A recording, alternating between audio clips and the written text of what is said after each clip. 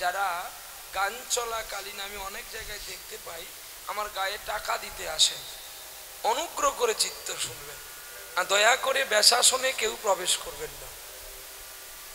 এই ব্যাসাসনটা হচ্ছে শিলপাদ সুখদেব গোস্বামীর আসন, যেই আসনটা অনেক কষ্ট করে এই কমিটি বাবু সোনারা ভিক্ষা করে করেছে। তবে যদি ভিক্ষা দিতে হয়, যারা এই হরিবাসরগুলো চালায় তাদেরকে দেন, অনেকটা লাভ হবে বাবা। তারা থাকলেই তো আমি নাই বা হোক যে কেউ কীর্তনিয়া আসবে, তোমাদেরকে কৃষ্ণ নাম শোনাবে। আর এই ব্যাসাসনে কোনো স্ত্রী জাতি কীর্তনিয়াকে তুলে হরিনাম করবেন না।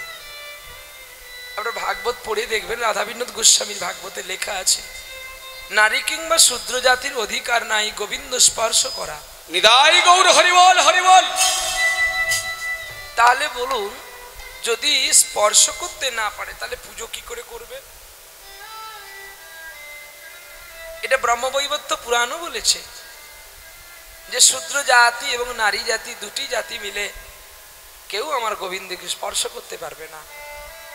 তাহলে মা তোদের মনে দুঃখ থেকে যাবে, তাহলে আমরা কি ভগবানের সন্তান নয়? হ্যাঁ পারবি, তখনই পারবি সদ্গুরুর কাছে আশ্রয় নিতে হবে। সদ্গুরুর কাছে আশ্রয় না নিলে তোদের জীবন শুদ্ধ হবে না।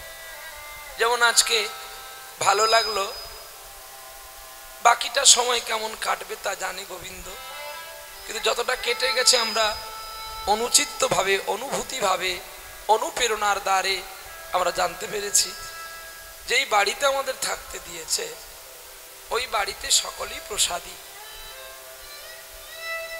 10:30টার সময় বাবা গোপালকে ভোগ দিয়ে আমাদের ডাকছে।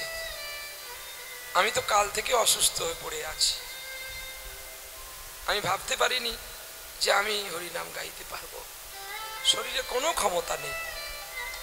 কালকেও চেয়ার নিয়ে বসে বসে গান করেছি, যদি অসুবিধা একটা চেয়ার ম্যানেজ করে দিতে হবে, কারণ এই স্ট্যান্ড ধরে ধরেই আমাকে আপনাদের প্রোগ্রাম রক্ষা করতে হবে। যদি না বলি আপনারা মনে ভাববেন যে প্রহ্লাদ অন্যত্র কোথাও গানের বায়না নিয়ে ফেলেছে, তাই আমাদের কম টাকা বলে আসেন। কিন্তু আজও পর্যন্ত কোনোদিন প্রহ্লাদ এই কাজ করেনি। মরে যদিও যাই তবু আমার দেহের লাশটা আপনাদেরকে ঘুরিয়ে দেখিয়ে নিয়ে যাবে যে প্রহ্লাদ মারা গেছে। তা নাহলে আমি কোনোদিন কারোর প্রোগ্রাম নষ্ট করি না। এখান থেকে আমাদের আবার ঝাড়খণ্ড যেতে হবে, সেখানেও ফোন করা হয়েছে, বলছে না আপনি আসুন। আর কি করব, নিরুপায়। শরীরে তো একটু বিরাম চায়, কিন্তু হয় না। আজকের এই সভা বাবু সোনারা এতই রিকোয়েস্ট করলো, বাধ্য নিতে হয়েছে। চলো তাহলে আমাদের ভাবকান্তি গৌরহরি এত ভাব, তিনি নদিয়ায় বসে বৃন্দাবনের কথা জানতে পেরে গেলেন। কেন জানতে পারলেন না? তিনি তো স্বয়ং কৃষ্ণ, তাই তার বৃন্দাবনের ভাবচিত্তটা তিনি এখনো ভুলতে পারেননি। তাই ভাবকান্তি গৌর সুন্দর তিনি চললেন সুরধনির তীরে, আর ওদিকে সুরধনির তীরে নবকন্যা নবনারীরা ওই পারে যাবে দুগ্ধ নিয়ে শিবের কাছে ব্রত করেছে। তো এমন সময় নারীদেরকে বলছে, এই যে কোথায় যাবে তোমরা? একবার আমাকে দেখে, একবার নিচের দিকে দেখে, কোথায় যাবে তোমরা? তোমাকে বলছি কোথায় যাবে? সবাই ঘুরে দেখছে, আরে ওখানে কিছু নাই, মহাপ্রভু মেয়েগুলোকে বলছি তোমরা কোথায় যাবে গো? বলছি আমরা ব্রত করেছি গো, আমরা যাব শিবের কাছে পুজো দিতে। ভালো করেছিস তো তোরা, শিবের কাছে যে পুজো দিতে যাবি তার আগে একটা কথা শোন, কি যদি আমাকে আগে পুজো করি তাহলে তোদের স্বামী ভালো থাকবে, নাহলে তোদের স্বামী মারা যাবে। কি এত কটুক্ষ বাক্য! আমরা কি অপরাধ করেছি যে আমাদের স্বামী মারা যাবে? শোনো,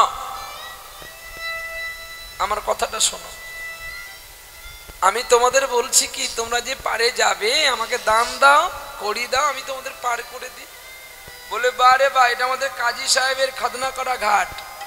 বলে আর নেই, এই জগাই মাদায়ের ঘাটে আমি কিনে নিয়েছি দান পাটটা, এই দেখো আমাদের পাটটা রসিদ। বাহ, কলিযুগেও গোবিন্দ চরণ দেখালো পাটটা, আর দাপর যুগেও সকল সখীগণকে দেখেছিল পাটটা। এই পাটা হরি বল। মেয়েরা তো বুঝতে পারে না, মেয়েরা তো অবলা, অল্প বোঝে। তো বলছে তুমি কি কথা বলছো, আমি কিছু বুঝতে পারছি না। তোমার বাবা ছিল ভালো, তোমার মা খুব ভালো, তুমি এমন হয়েছে কেন গো? তা বলে তোমাদের কি দান দিতে হবে? তখন গৌর হরি বলছে তোমাদের দেহটা আমায় দাও। সকল মেয়ে লজ্জায় পড়ে গেছে। কি মা, লজ্জা তো পড়বে নাকি? একটা অজানা মানুষ যদি তোমাদেরকে বলে তোমার দেহটা আমাকে দান করো, তোমরা পারবে মা দিতে? কি গো মা, হ্যাঁ না বলবা তো? পারবে কি কেউ? কেউ পারবে না। কি রে মা, পারবে? কিন্তু দিতে তো তোকে হবে এখনই। দেহ যদি না দিস তাহলে পারে যাবি কি করে? গৌর হরির কথা শুনে কিছু কিছু মেয়ে বলছে দেব কি এখনই দু চার ঘা ছড়িয়ে? বাবার জন্য বলে মেয়ে দেখতে পাস না? না, এত যদি তোর মেয়ে নেওয়ার শখ, তোর মাকে বলে বিয়ে হয়ে যা না। একটা তো বউ জন্ম, বিয়ে করে তো মা মেরে দিত, আবার সেই এখনো কামনার আগুন নেবেনি। গৌর হরি তখন ছুটে গিয়ে নারীদের পায়ে ধরে বলছে তোমরা যাই বলো না কেন, আজ আমি তোমাদের দেহ নেব, আমি তোমাদের দেহ ছাড়বো না। এখন এক চালাকি করে একটা মেয়ে বলছে হ্যাঁ রে, এই হত ছাড়া দেহ নিয়ে তুই কি করবি বল? কি করবো জানো? এই দুটি হাতে গোবিন্দের পুজোই আমি করতে পারি না।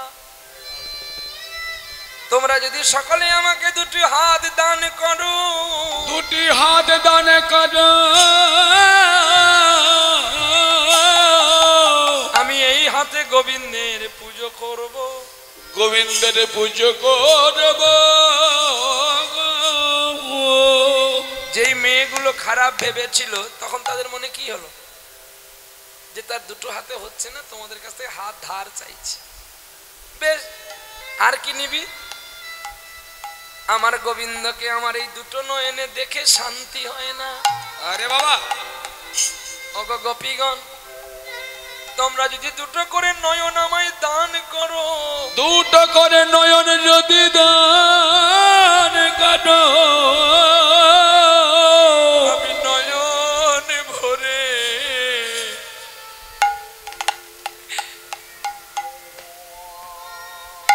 আমি দেখব তারে, আমি নয়ন